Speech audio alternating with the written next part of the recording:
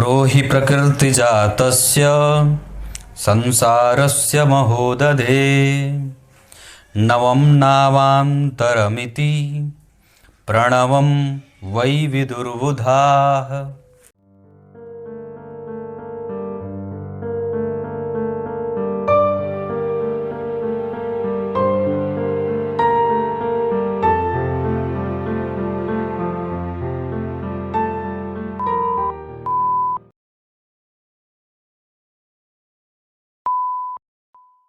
प्रिय दर्शकों नमस्कार, एक बार फिर से उपस्थित हूँ आप सबके सामने। गुरुवार के कार्यक्रम में शुक्र से शनि का संबंध आपकी कुंडली में कैसा बन रहा है, आज के कार्यक्रम में यही जानेंगे कि उनका फल आपको कैसा मिल रहा है। शुरू करते हैं आज का कार्यक्रम। कहीं नहीं जाना है, बिल्कुल बन के रहिएगा। कार्यक्रम के आरंभ में जय श्री कृष्णा अवश्य लिखा जाए, पसंद का बटन जरूर दबाइए, शेयर भी करिए अपने सभी मित्रों के साथ। इसके साथ साथ जो मैंने श्लोक पढ़ा है उसमें सूत जी कहते हैं और वेदव्यास भगवान लिखते हैं।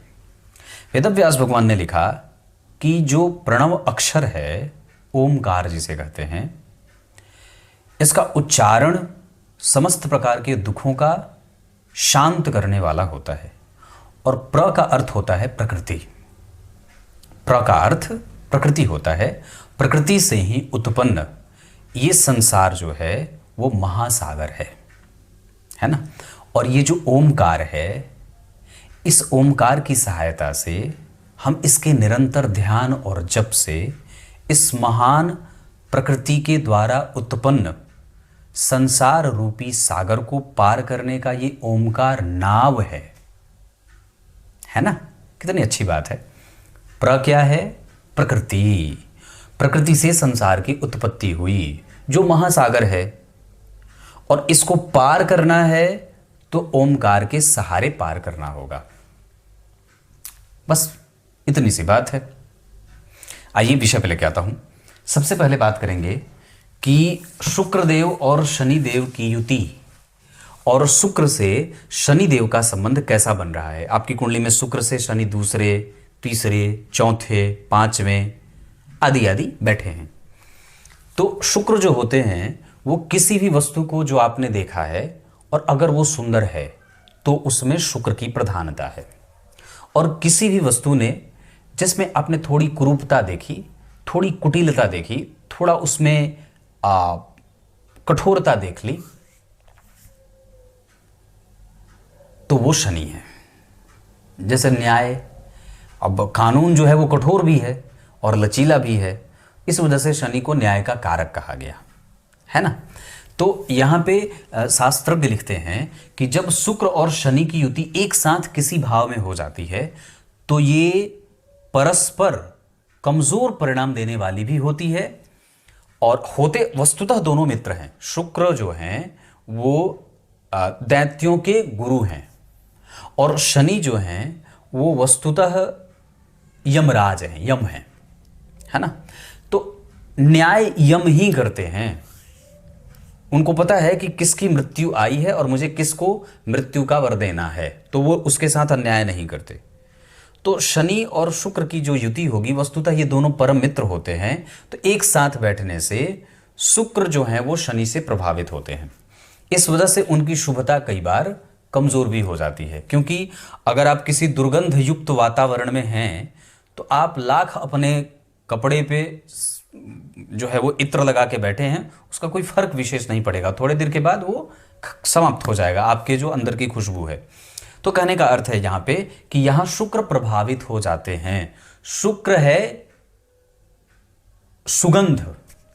ब्रह्मदेव ने संसार के जितने भी सुगंधित वस्तुओं का जो मालिकाना हक था वो शुक्रदेव को दे दिया। समस्त प्रकार की परा अपरा विद्या का जो साधन था, जो केंद्र था, वो सब शुक्रदेव को दे दिया। मृत संजीवनी विद्या थी, वो शुक्रदेव को दे दिया। उसी मृत संजीवनी विद्या से देवासुर संग्राम में जब सारे दैत्य मारे गए थे, तो उसी देवासुर संग्राम में भगवान जो शुक्रदेव थे, उन्होंने उस विद्या का प्रयोग करके जो प्रायः उनको शिव जी के द्वारा प्राप्त था, उनको जीवित कर दिया। तो वस्तुतः, और शनि है मंद, तो शुक्र है सफेद, रंग बिरंगा, चटकीला, चमकीला, बड़ा ही सुगंधित। और उस पे जब शनि का प्रभाव पड़ जाता है तो वो सब चीजें मंद हो जाती हैं, क्योंकि शनि है काले, धब्बे हैं, कठोर हैं, जिद्दी हैं, तो वो उनको जिद कर देता है या उनको जिद्दी बना देता है या उनके जिद को कमजोर कर देता है, उनके अनुभवों को कुंद कर देता है, कमजोर कर देता है। तो जब ये दोनों ग्रह एक साथ किसी एक भाव में युति में होते हैं तो ये कमजोर प्रतिफल करने वाले हो जाते हैं। क्लियर है? लेकिन शुक्र से शनि जब दूसरे भाव में होते हैं तो ये सामान्यतया साधारण परिणाम देने लगते हैं। यहां पे तो कमजोर हो रहे थे युति में किसी भी भाव में, पर अगर शुक्र से शनि दूसरे भाव में बैठेंगे तो ये साधारण परिणाम देंगे, न तो बहुत ज्यादा अच्छा न तो बहुत ज्यादा बुरा। मतलब धन सामान्य, प्रतिष्ठा सामान्य, आयु सामान्य, सुंदरता सामान्य, पैतृक संपत्ति सामान्य, दाम्पत्य का सुख सामान्य।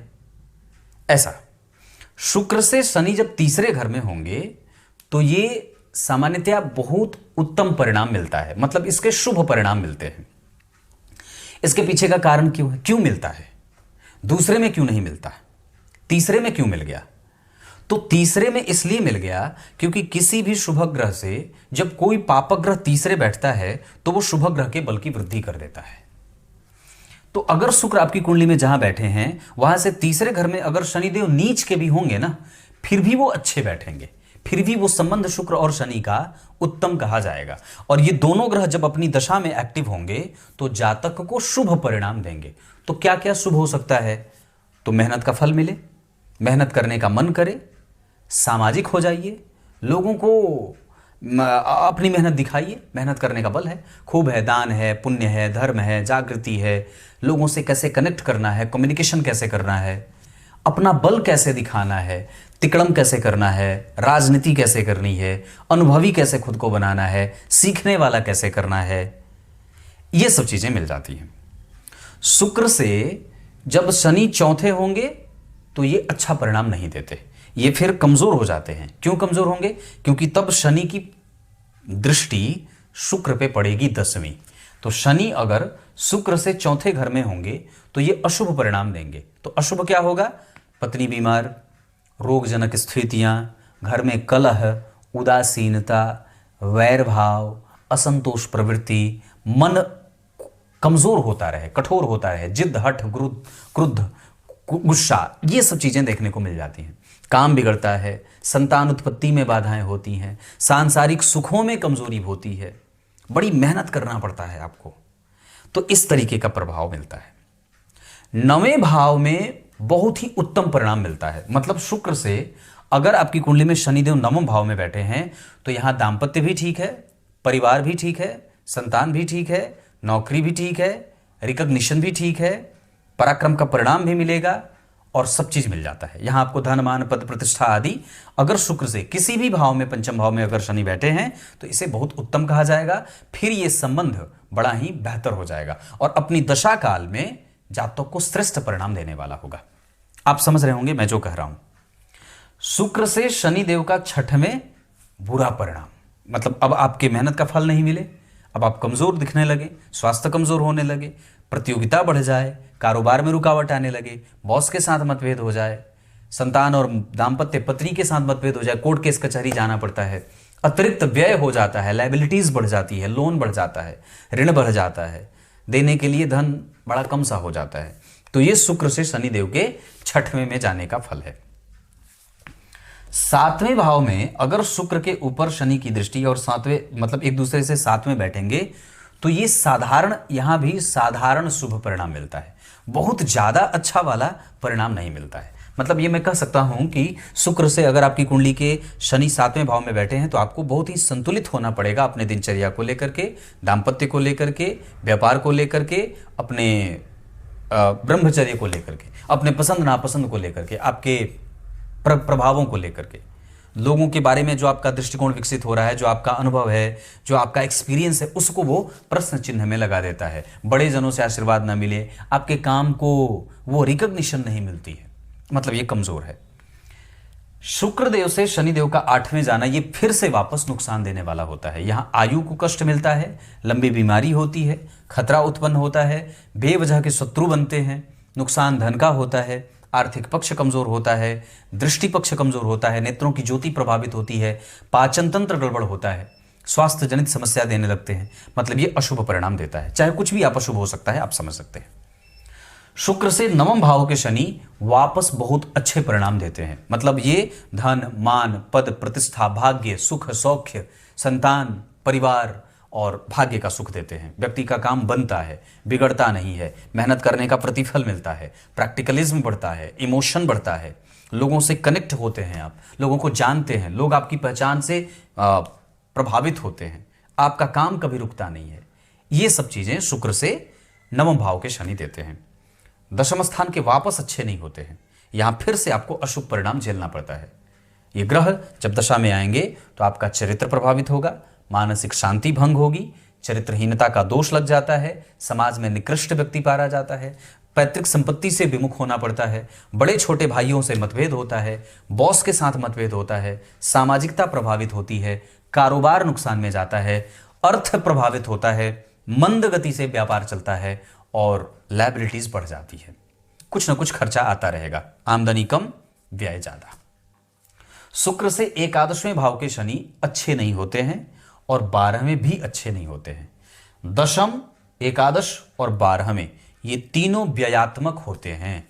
नवम, पंचम बहुत अच्छे होते हैं, षष्ठम, अष्टम बहुत खराब होते हैं, सप्तम और दूसरे साधारण होते हैं, तीसरे अच्छे, चौथे बुरे। क्लियर है?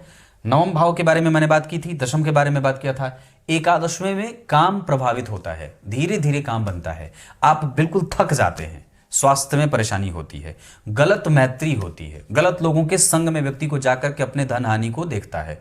12वें में ऋण में दब जाता है, कोर्ट केस कचहरी का मामला परेशान कर दे, आर्थिक पक्ष कमजोर होने लगता है, नेत्र की ज्योति, एड़ी में दर्द, घुटनों में दर्द, कई तरीके की समस्या, मांसपेशियों में खिंचाव और दर्द की समस्या बन जाती है।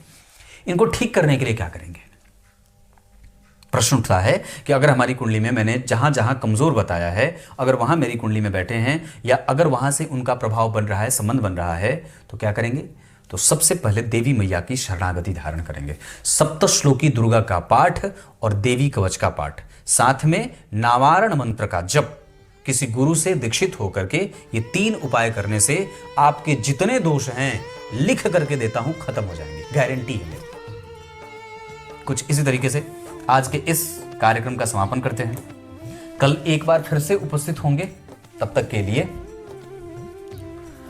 बहुत बहुत नमस्कार।